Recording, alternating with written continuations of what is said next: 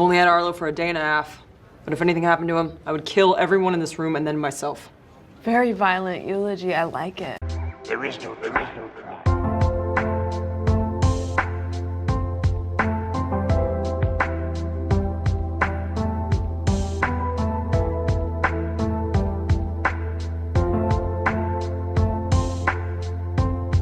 How's it going, guys? Welcome back to an episode 3 review of The Mandalorian. I will be getting into some minor spoilers, so if you haven't watched the episode, I'm going to give you maybe a couple seconds to pause this video, watch the episode 3 of The Mandalorian real quick, and then we can come back.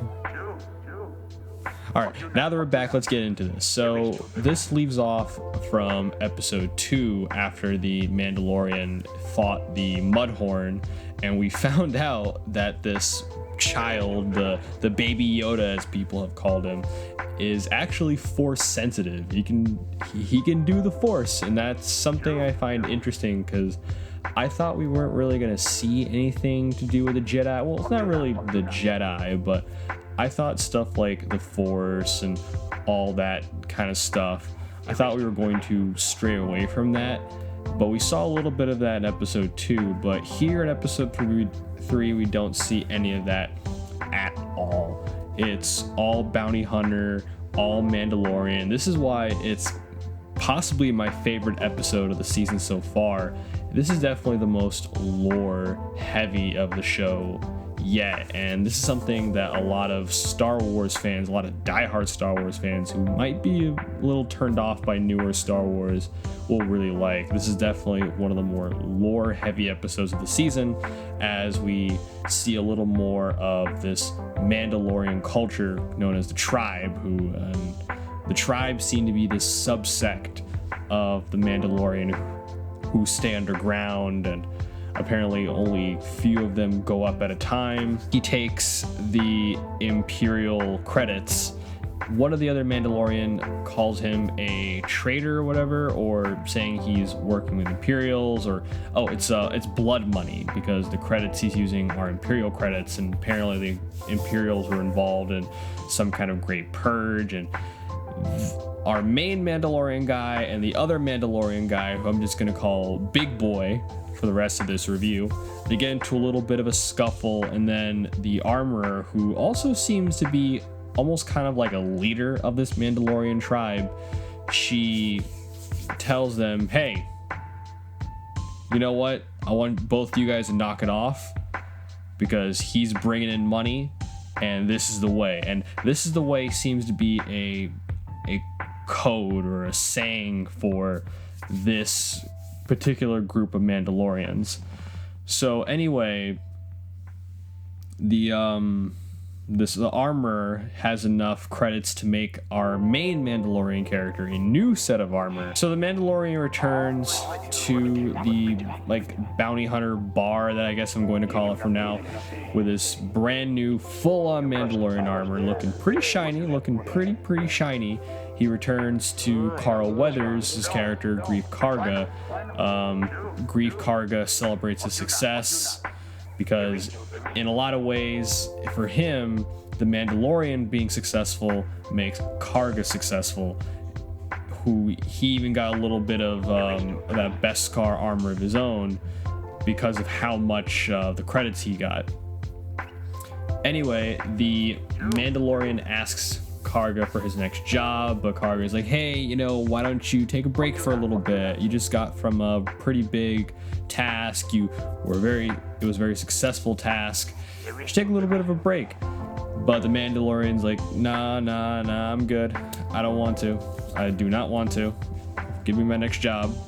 So Grease ends up giving him his next job, but in the process, the Mandalorian asks him what's going to happen to the child, as earlier in the episode, like at the beginning of the episode, the Mandalorian delivers Baby Yoda, aka the child, to the client, and he seems to have grown quite attached to the child as he's questioning what's going to happen to the child, what they're going to do with it, because, these guys work with the Empire, and as we all know, the Empire weren't very big on the Jedi.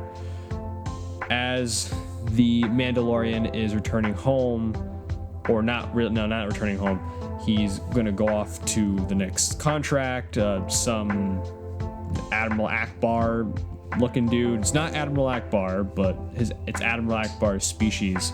The Mandalorian sudden has a change of heart and decides to return to the client's compound to retrieve the child. Anyway, the Mandalorian goes to the compound, goes full on John Wick, Clint Eastwood on all the stormtroopers. It's probably my second favorite action set piece in this series so far, and this is definitely one of the most action oriented episodes. Well, I would say that episode 2 is definitely very action oriented, but episode 3 definitely has the best action of the series so far. It reminds me a lot of westerns. It gives me a lot of John Wick vibes. Even the Mandalorian himself kind of gives me a bit of a John Wick vibe and even like almost kind of like a Clint Eastwood vibe too, with the whole silent protagonist. You ever seen like old Clint Eastwood westerns, like The Good and the Bad, the Ugly? That's what it kind of reminds me of. So anyway, the Mandalorian finds the child. He's hooked up to this machine. A doctor who I found out his name is Parrish or Perisher. He tells the Mandalorian, hey, please don't shoot, please don't kill me. I'm the only reason why the child is still alive, because they would have killed him if it wasn't for me.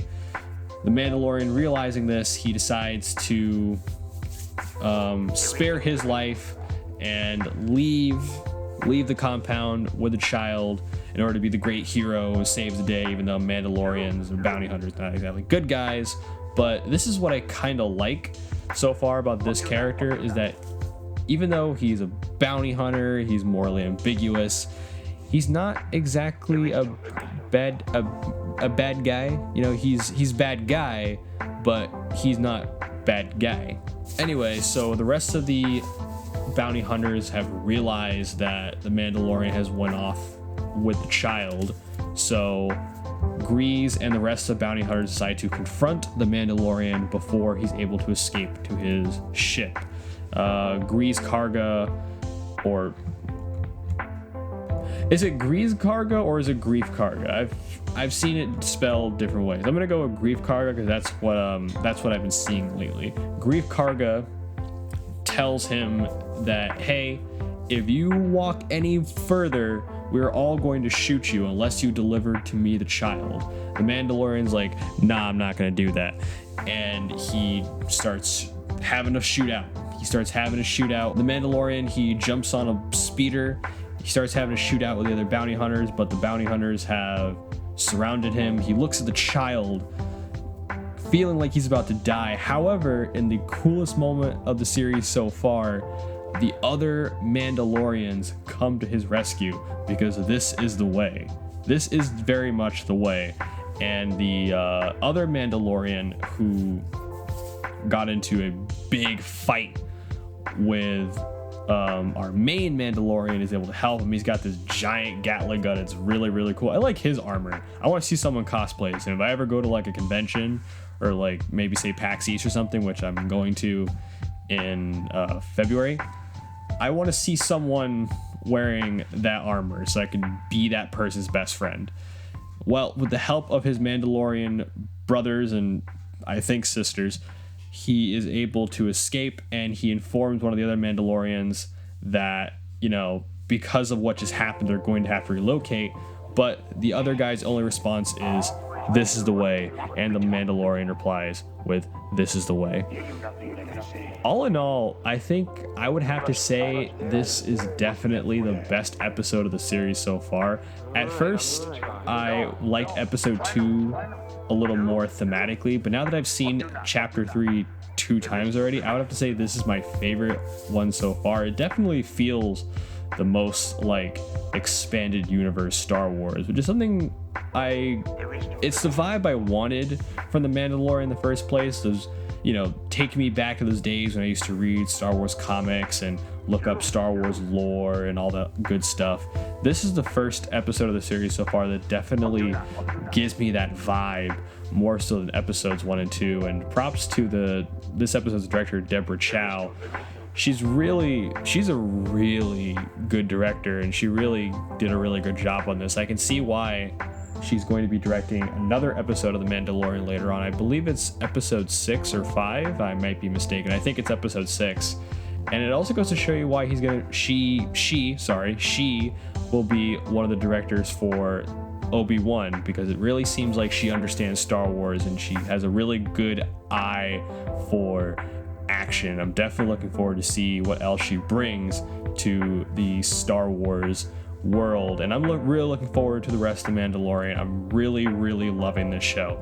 Anyway, this was my pretty much spoiler heavy review of The Mandalorian Chapter 3 of the Sin. I hope you guys enjoyed this. Like, comment, subscribe if you want to. You don't have to.